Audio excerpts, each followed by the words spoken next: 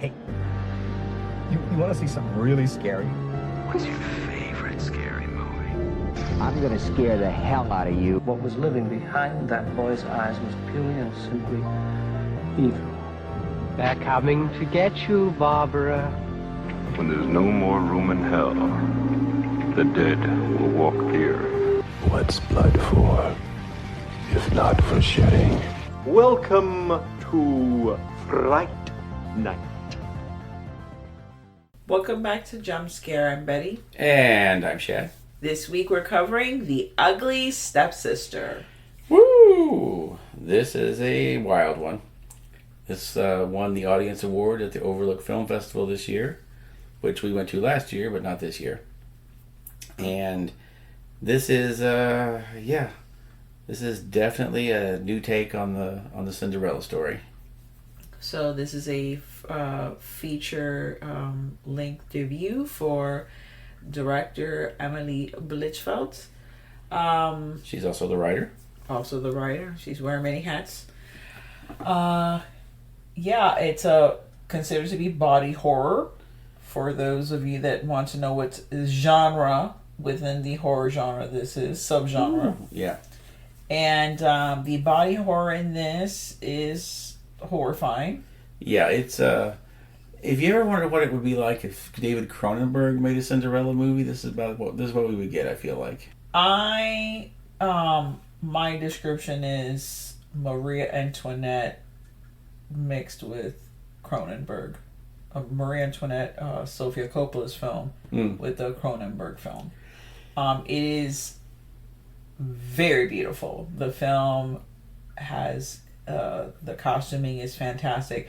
This, for a first time, this is like an incredible feat. Like, it's just... Yeah, what I like about it is, like you said, the costuming is just amazing.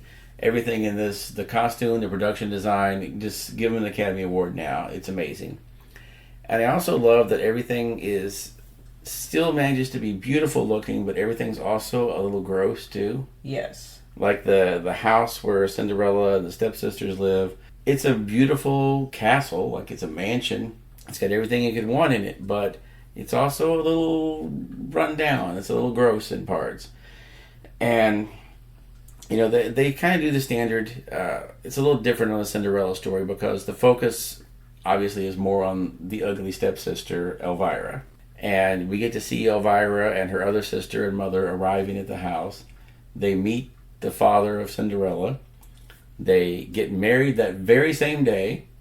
And before they can even make it to the honeymoon, the father dies. Yes, well, that's very close to the actual tale of Cinderella. And I love the fact that they're like, the mom is like, we can't afford to bury him right now, because the twist on this one is, it turns out each one was marrying the other one thinking they had money, and they were both poor.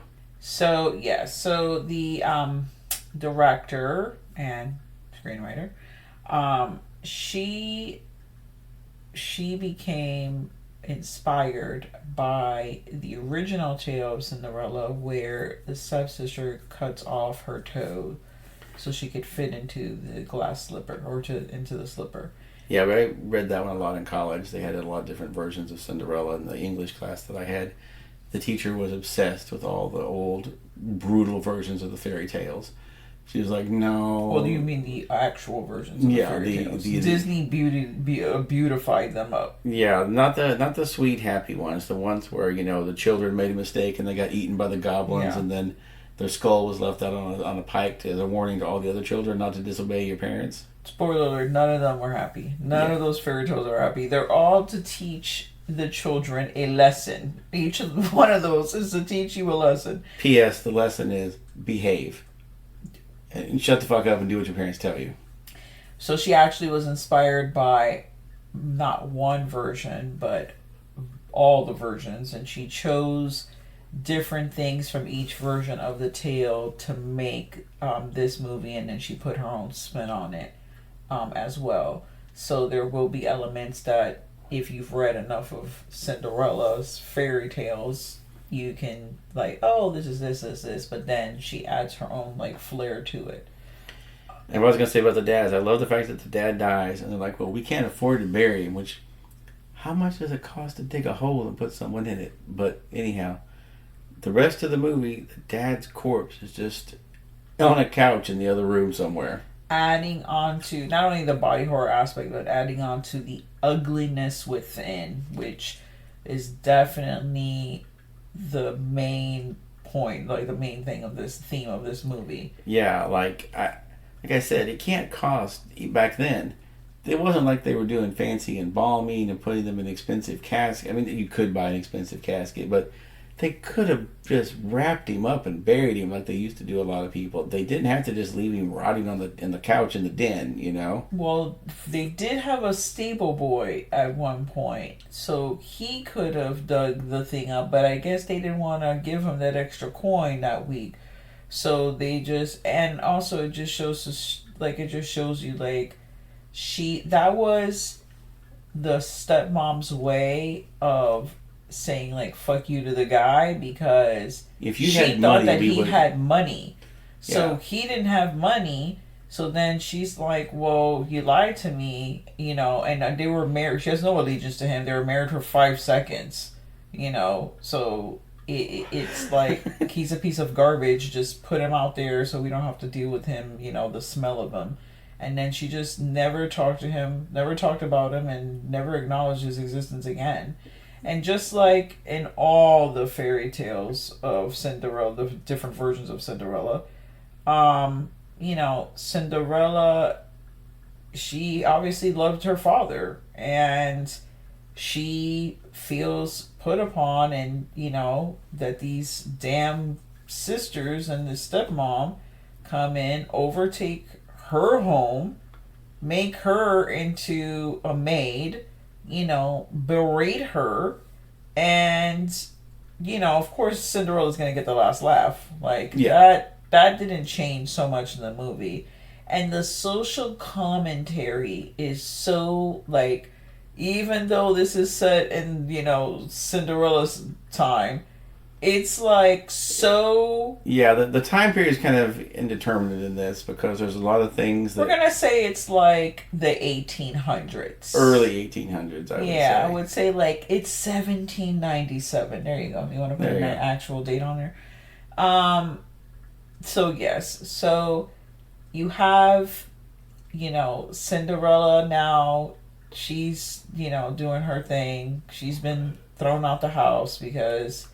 They don't want to hear about her and her. She has no problems talking back to them and telling them how much she's disgusted by them and how dare that they, you know, treat her dad like her dad's body. They can't even, like, bury him. But the social commentary of the film is, it's all really down to how girls, the lengths that girls will take to feel pretty and accepted, and how there's beauty is so, you know, it's up there, and everyone just is all about being beautiful and how society sees women and how they should be and the pressures of it all. You know, she has, you know, the ugly stepsister, she has the pressure, Elvira, she has the pressure from her mom. Her mom's doing everything. The mom doesn't have any coin to bury the dad, not even if it's a fucking penny, because she needs all of her coins to beautify her daughter, who has her nose is wrong, and she's, you know, not railed skinny, you know. She has a bit of meat on her, which back in the day, that was like, I thought that was like, you know, you needed to have the wide hips for the childbearing, and you need to have a little bit of meat in your bones. Because that meant you weren't poor because you were eating on a regular basis. Exactly. But, you know, she's afraid that, like, Cinderella's going to go to this ball. Cinderella's going to get a husband, specifically the prince they're all after. But Cinderella gets any rich husband, she's out of there. She's not going to stay and help them. Because the husband's not going to want to stay and put up with, oh, this is your stepmother you're married to for 5 minutes? I'm not supporting them. Bye. So she knows she's got to get Elvira to get up there and get a man. Get the prince if you can, but if you can't get the A prize, go for the B prize. Yeah, well, or even the C. Oh, Barbara's not about that. She wants his prince. She's reading these like poems that he wrote or about him, and she's obsessed from the first frame of the film. She's obsessed with this prince, and she just wants to be with the prince. And it's so the things that they do, and this is where the body horror comes in. It comes in a lot in the film, but the beautification, like the whole process that they go, you know, they break her nose. And mind you, this is all old time shit. So this is not like you're going to get anesthesia, you're going under. No, this is like, we're just holding you down and we're just going to break your nose and reset it here and put some crazy, like, torture fucking device in your face that you have to wear for 3 months. Looks like the fake nose that you would have, like in the pirate movie where the guy loses his nose or something. They put the metal nose on. That's what it looks like. It's horrifying. Everything that she endures just to get closer to look like how, you know, to be more accepted by society, by her mother, you know, in the end, to be beautiful in the prince's eyes. And the different take on this film is the whole dance that they're going to perform during this ball. And the dance, you know, the lead dance, there's 3 girls that are chosen to be like the head dancers. And those are the ones that are going to be parading in front of the prince. There's other girls there, but it's those lead 3 women. They're the stars. Everybody else is just the co-stars. And, you know, the stepsister is definitely put upon a lot in the film. She's, man, not only she going, and she's willingly doing this because she wants to be with the prince. Like, she's like, there's so many different obsessive like fantasies that are kind of like scattered throughout.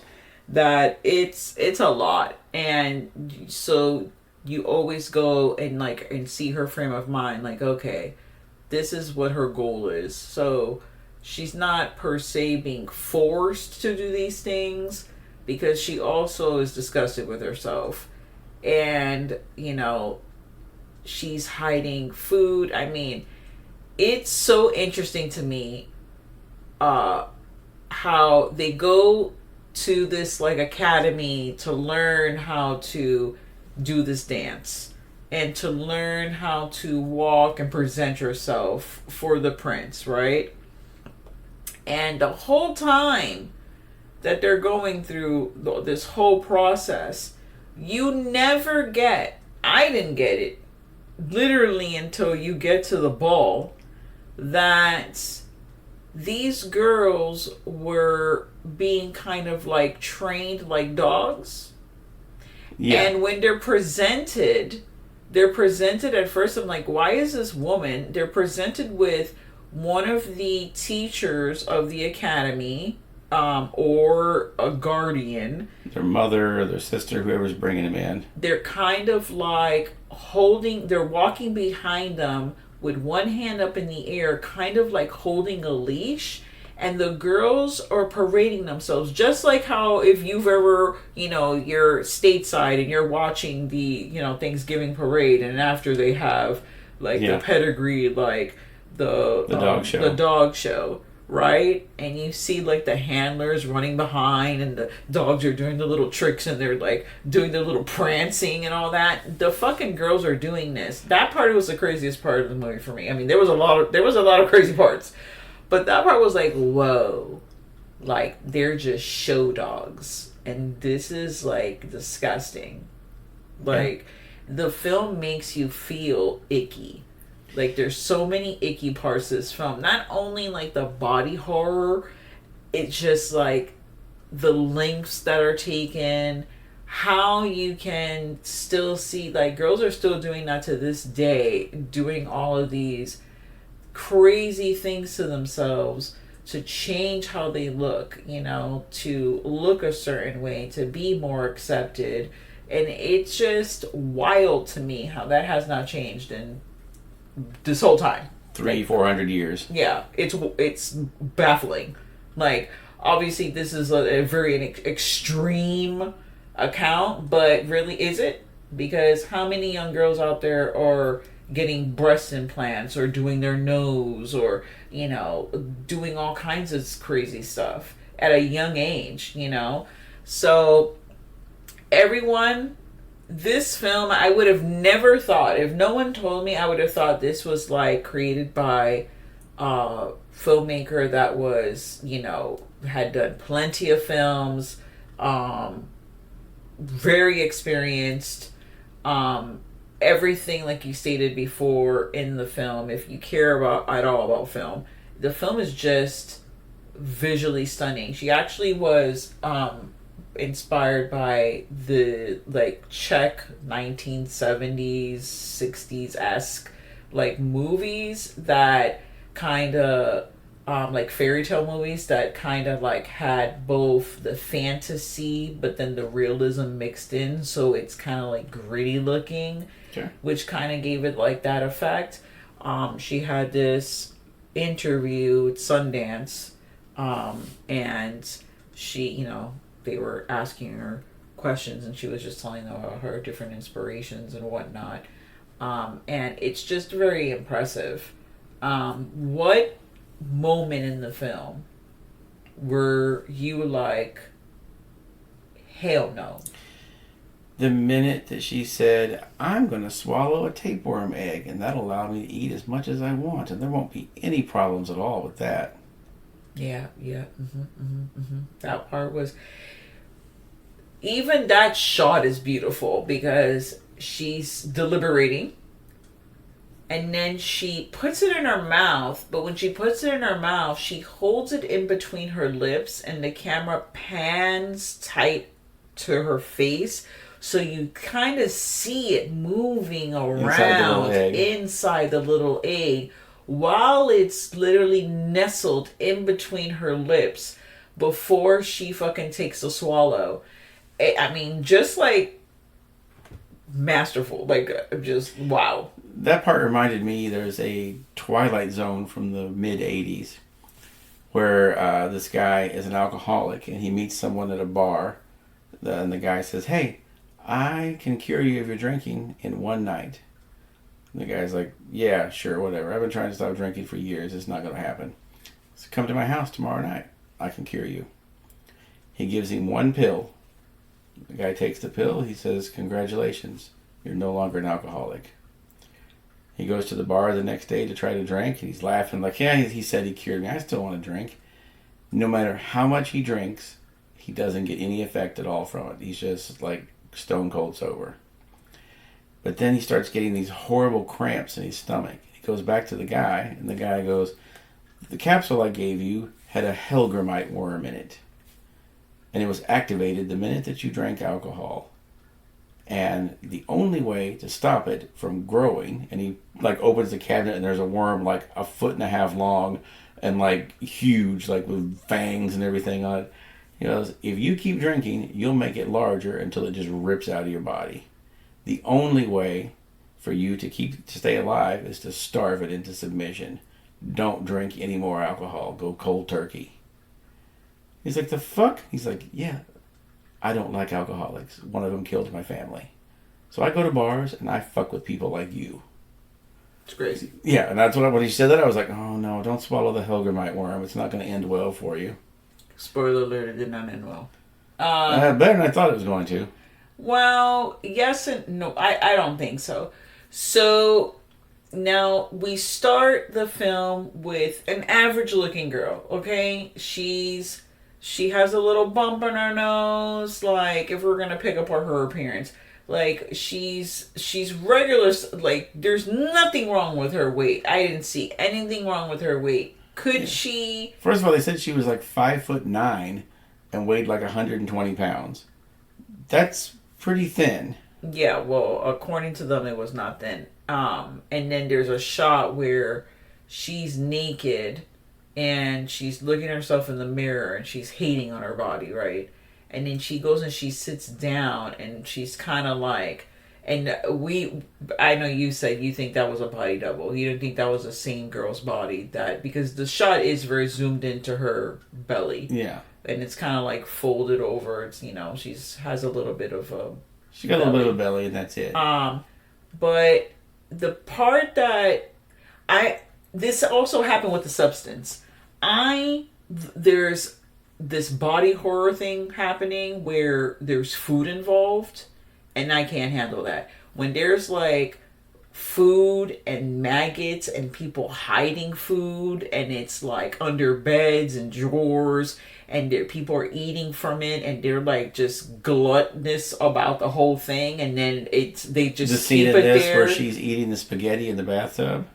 Oh my god, that's just no. Yeah, like no, don't ever eat spaghetti in the bathtub. Now, mind you, that scene is not too bad. I'm like more about like the Cinnabons, like the with the maggots on them, and there's even the opening, like after the dad dies, that's like where the title card comes in. Like there's a pan of the entire table, and you're looking at this stuff that's just, I mean, you have gorgeous flowers and the silverware and the decor and the tablecloth, and then the dad, and then it's, you know, the spilled wine, and then the food's rotting.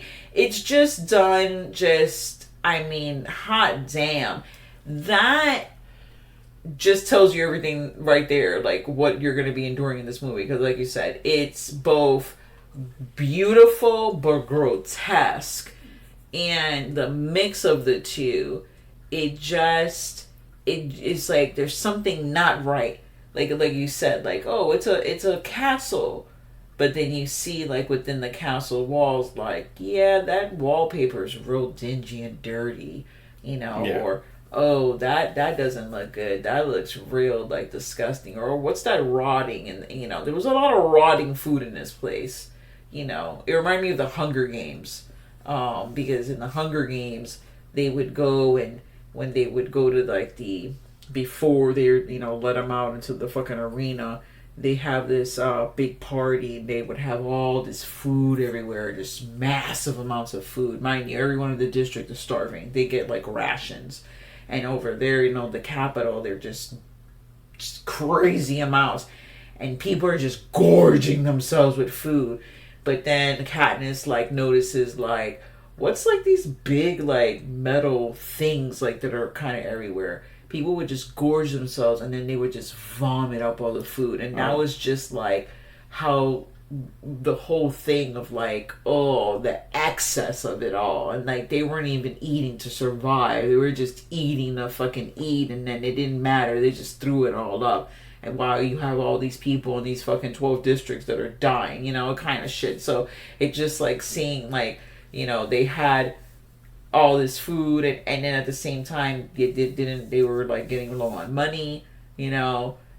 It's just wild. And the fact that I'm like, how much money was there even about? Because usually, now mind me, I watch a lot of period piece like movies, right, and shows. So usually when you run out of money or you're low on money, you fire the help. Like, you can't afford the help anymore, or you keep at least one person on.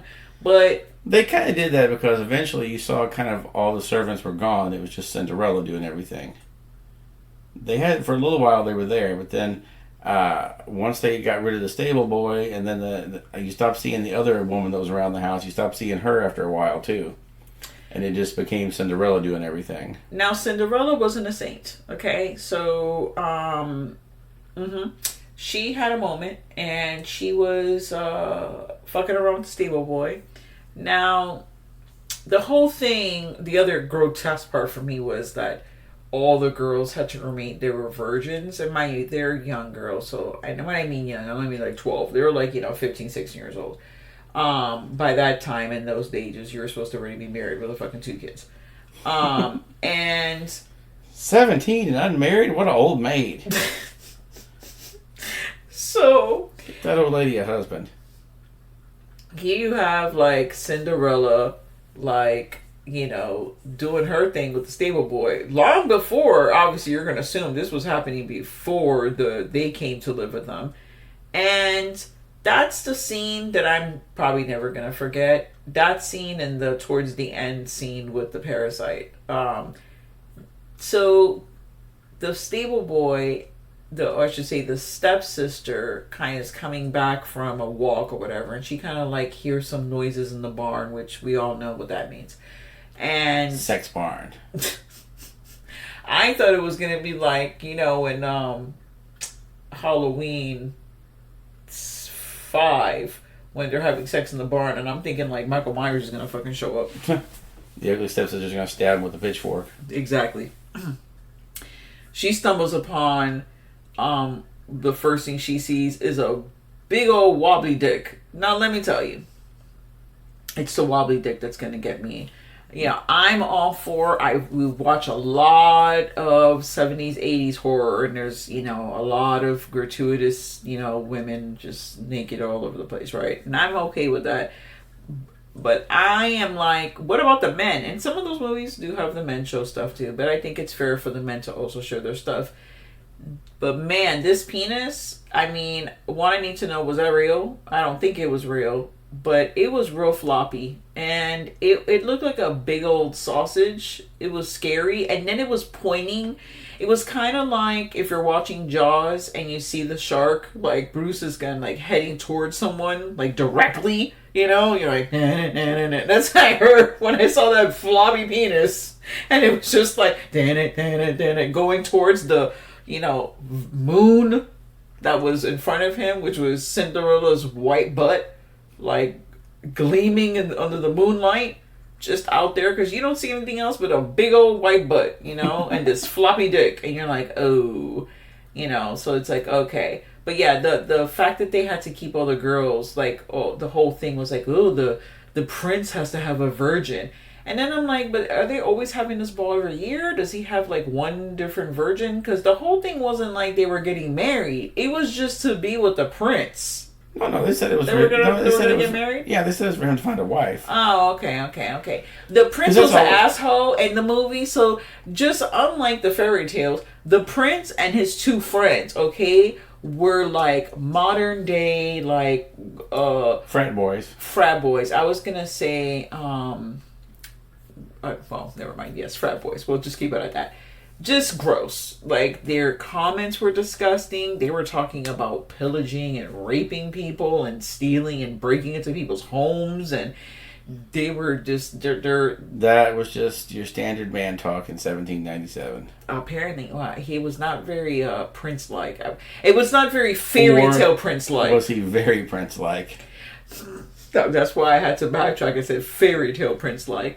Yeah, he was a big asshole. And the next part that gets me is like when they're obsessed. She's, you know, the ugly stepsister. She has her, you know, reveal.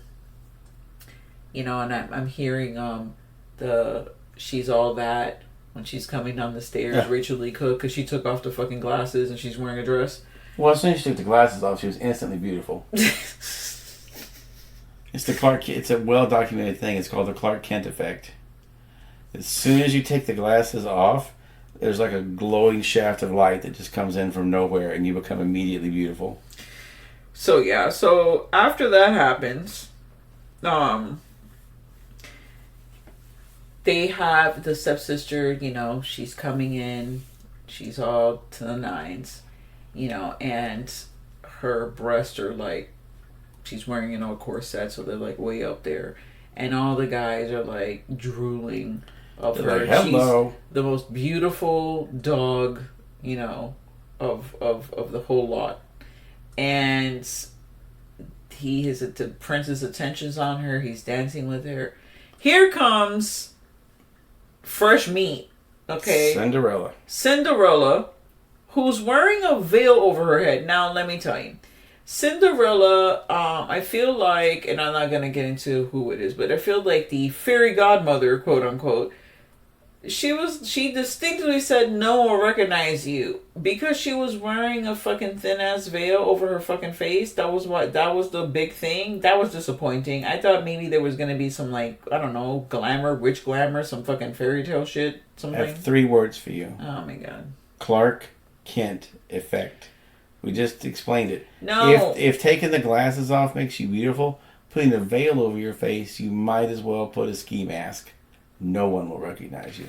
Okay, well, that failed for her. Let's just tell you that. But did it fail, or did it, when the veil flipped up, then she was recognized? Yeah, when the veil flipped up, obviously she was recognized, but still, it was a thin-ass veil. You act like it was fucking, taped to her face, and it was not going to move at all. Like, you're dancing up a storm. Did you not hear me when I said Clark Kent effect? So, she comes in, she's wearing... Now, I'm going to paint you a picture. Think about a girl wearing a tight dress with her boobs up to her chins, okay? Chin, not chins. Chin. And then think about another girl coming in, no boobs to her chin, wearing the largest dress you can think of. I'm going to tell you right now, 10 children could have fit underneath that fucking dress. It was massive, okay? And she's wearing a veil. Why he gravitated and just dropped Ugly Stepsister like a fucking bag of potatoes, okay? A sack of potatoes. Dropped her to the ground. Went over to Mysterious Lady, who's showing nothing. She has there's so much fabric around her. She has fabric in front of her face. There's no boob showing. She's wearing this huge dress that could have fit everybody that was at the fucking party could fit under there. And what's under that dress? The prince said to himself. I should find out. I'm very curious. What is hiding behind this veil and behind this dress? He never seen boobs and a vagina, because we all know that this prince was not a virgin. He had had sex with many servant, peasants, every hole in the castle. He was very experienced. Okay, we're gonna go not good at it, but we're gonna say he had sex with a lot of ladies. So I don't understand what the mystery was. Here you have someone that there's no mystery. I got the whole thing right here, but I guess fine. Did you not hear me? Oh my God! Stop with the Clark Kent effect. So I that part I was like very annoyed, but obviously that's we have to have the story, because how's she gonna drop the fucking shoe, and then we're gonna get to the fucking toe cutting. The toe cutting, okay? Spoiler alert, because if you have never seen any version of Cinderella or read any, then yes, this was not the podcast for you, because we are going to talk about these things. But when she cut her toes off, whoo, okay, fucking graphic. Just I had to look away. I think even Shad looked away for a moment. When she cut her toes, okay, and she's going through the pain, she's screaming, whatever, and the mom comes in, and the mom's talking, and this and that is happening with her mom, and then the mom's like, oh, that's the wrong foot. He has the left shoe. You're like, oh, fuck. Now she's going to have to cut the other damn toes off. Now she's going to be toeless. The beginning, and I was stating earlier, the beginning of the film, you have a normal looking girl, okay, who goes through all of this to become the girl that she is when she gets to the ball, which is a totally different person, look-wise, right? And then you have the end version of her, who's literally turned into a monster, because internally she's a very ugly person, okay? Even if there's any glimmer, which she had it now, obviously in the original, or I shouldn't say original, in the Disney version, they was the two stepsisters, Anastasia and Drusilla, okay? So Elvira, she had a sister. Alma. The sister was younger, and she was wise. I feel beyond her years.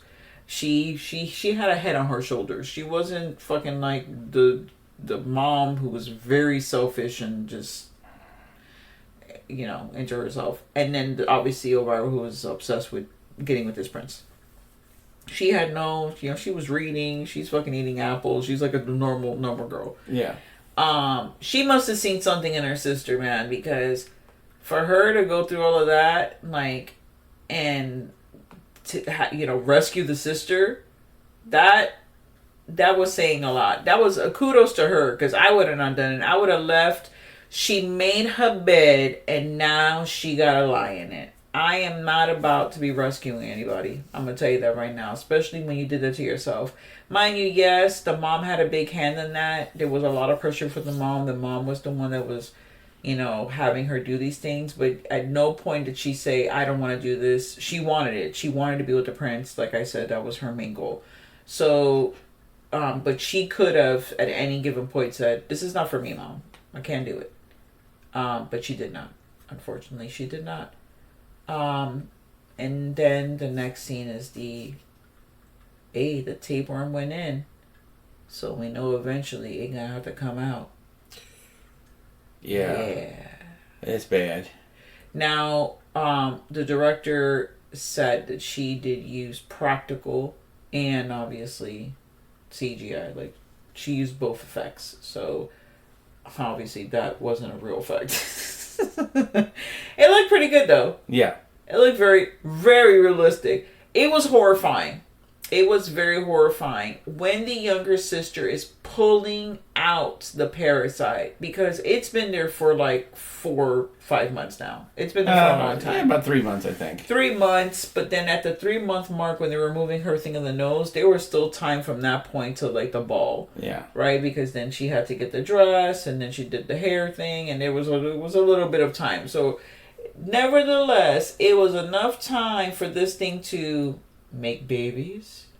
And be about 6.5 feet long. Yeah. And then the tugging when it got to the end. Oh. Yeah, you gotta pull the worm out forcibly from your mouth. Ugh. Kill me now. It was, but I do want to point out, she did get thinner though. So yeah, I mean, it worked. It worked. It worked, but the end result, it worked so well that the chick's eyes rolled behind her head when she was throwing this up. Like when they were pulling on it. That was very, the freaking close-up of the eyes rolling behind the head. I give this film 4 knives. Yeah, me too. It's great from start to finish. There's nothing, I have nothing negative to say about it. I enjoyed every fucking minute, and I would watch it again.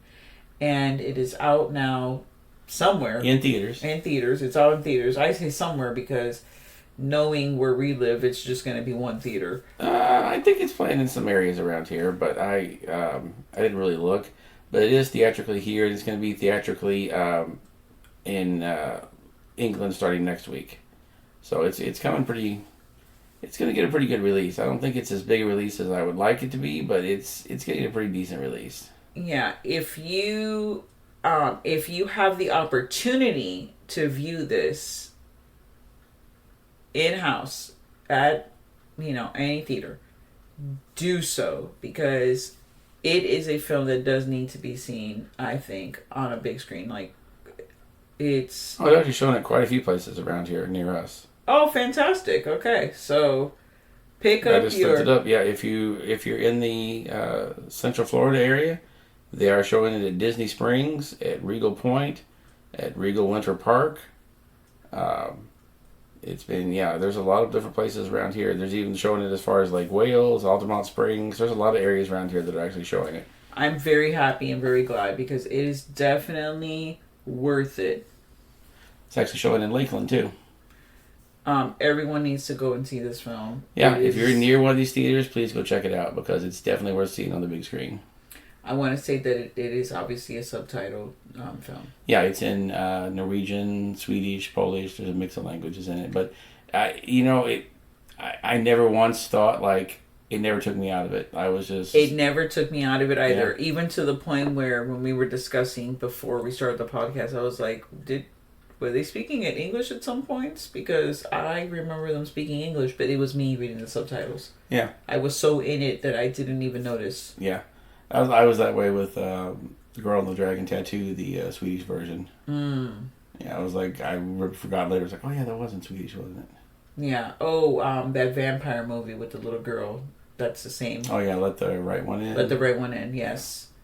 The version that was like the English dub was terrible. It was a completely different movie. Yeah. I'd never experienced that before. That was very interesting. But yeah, 4 Knives. Let me tell you, we have not given a film 4 knives. I mean, I haven't. I'm usually very like a 2-knifer reviewer. Betty Two Knife. Betty Two Knives. That's my nickname. Well, thank you so much for joining us for another episode of Jump Scare the Horror Podcast. Stay tuned to the horror. And now, folks, it's time to say goodnight.